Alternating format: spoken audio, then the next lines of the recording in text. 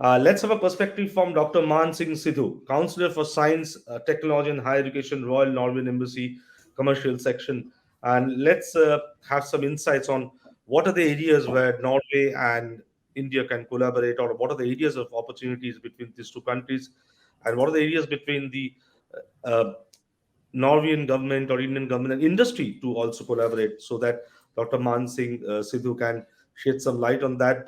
I don't know whether Navin Mittal sir is back or not. We can see him on screen, but his camera is switched off, I guess. So let's have a perspective from Dr. Man Singh Sidhu. We welcome Dr. Sidhu. Thank you so much for joining us in the novel. Your thoughts on this? Yes, am I audible, Souvik? Yeah, you're audible. You're audible. Yeah. Thank you, and thank you, Mr. Souvik Goswami, speakers, ladies and gentlemen. Good afternoon. I would say good morning to all of you. I would like to start off by thanking the organizers, APAC News Network, all the partners for inviting the Royal Norwegian Embassy to this interesting and important conclave. And I'm very happy to underline that Innovation Norway is a very proud country partner to this third Global Education and Skill Conclave. As a counselor for science, technology, and higher education at the Royal Norwegian Embassy in New Delhi, so I'm also representing the Research Council of Norway, which is the only one funding agency covering all discipline in Norway, and the Norwegian Directorate for Higher Education and Skill. And this is also a funding agency which is covering higher education and skill development. And the third one is Innovation Norway, which is promoting innovation and business both in Norway and across world. So Innovation Norway, we have over international office in over 30 countries across the world. Having said that, we are very much committed to enhance international cooperation and quality enhancement in higher education in India with our Indian partners. And I will certainly give you some concrete example later how we are collaborating with our Indian partners like universities, business, and ministries, and so on.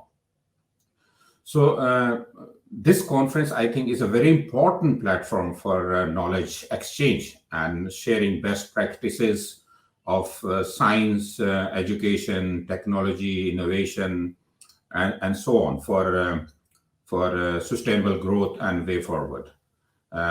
I will also share some of my experience, our experience, and give you an overview over the future activities with India in research, innovation, and higher education. There is one thing I would also like to underline and make a strong emphasis on, that we believe on knowledge triangle. That means interaction between research, innovation, and higher education are equally important. And they are key drivers of knowledge-based society. At the moment, we have over 120 Norwegian businesses, companies, well established in India, doing very good business. And we, like Norwegian universities, are collaborating with few of them, where we are trying to have like Norwegian students coming to Norway and bringing sometimes with Norwegian companies. And we are looking forward to make some such kind of initiative with Indian industries as well, where Norwegian students can bring sometimes some weeks in the industry to learn like innovation and like true society's demand.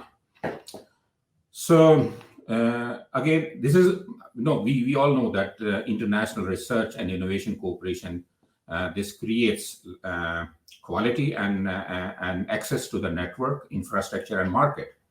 So, moreover, successful international or global collaboration requires good communication, requires creativity, friendship, we need to trust, we need to build a trust, we need more motivation and flexibility. So I would like to emphasize generally on three types of Indo-Norwegian cooperation or collaboration, what we are emphasizing nowadays with India. The first is industry and academia collaboration, what I have already mentioned before. Academia and academia collaboration, and we have got several academia agreement with the Norwegian agreement with the Indian academia collaboration, and we are also looking for some industry and industry collaboration with academia. So these three type of Norway-India collaboration is very important for us in India. So at the moment, regarding this research and higher education funding opportunities, so I'm very glad to inform that the Research Council of Norway and have announced several investment plan and where they are requesting Norwegian researchers to collaborate with Indian partners. The first one that was announced by the Research Council 2 weeks ago is called INT-Part Call, which is a kind of notification for upcoming call for proposal where Norwegian researchers can collaborate with Indian researchers. And the INT-Part program funds partnership between Norwegian higher education and research institutions and excellent partners in the prioritized country, and India is also one of the prioritized country among the 9 other in the world. So this means Norwegian researchers can collaborate with India in this call. And the objective of this call for the proposal is to develop a world-class research group in Norway through long-term international institutional cooperation. Norwegian research organization can apply for funding for partnership, including partners from India. And this is, I think, is a great opportunity to look forward and find and explore partners from India to collaborate with Norwegian partners. So the deadline for this call is 16th of March 2022. This means we have a couple of months to explore, to find partners, and I will be very much happy to guide you or recommend you some partners from Norway if anybody is interested in this call. And the second call for funding is announced by the Research Council of Norway again to support for events like bilateral event, and this call is fund. And this call for fund is supported by several programs in the Research Council, such as polar research with participation from one or more European countries or Norway's partner under the Paranormal strategy, including India. Support for event is available to approve Norwegian research organization, companies, public entities, and many others. And this is in order to better equip them to organize conference, workshop, and seminars. The requirement for this event is to serve as a meeting place for disseminate research results, exchange knowledge, expanding knowledge base, and establishing new scientific collaboration. And funding may also be granted for international conference when Norwegian applicant is one of the main organizers. Funding is available for both physical as well as virtual event, and I think again this is a good start to explore Indo-Norwegian collaboration. Right. And application deadline is open-ended till the allocated money is used up. So this means that you need, if anybody is from India is interested in organizing any kind of seminar or event together with Norway. So this is an absolute and good opportunity to explore. And the third funding call is like a research stay in Norway for visiting researchers. For example, researchers from India can stay in Norway. And again, application deadline is open-ended. And the purpose for this call is to create a framework to encourage more international collaboration. Researcher, they can stay.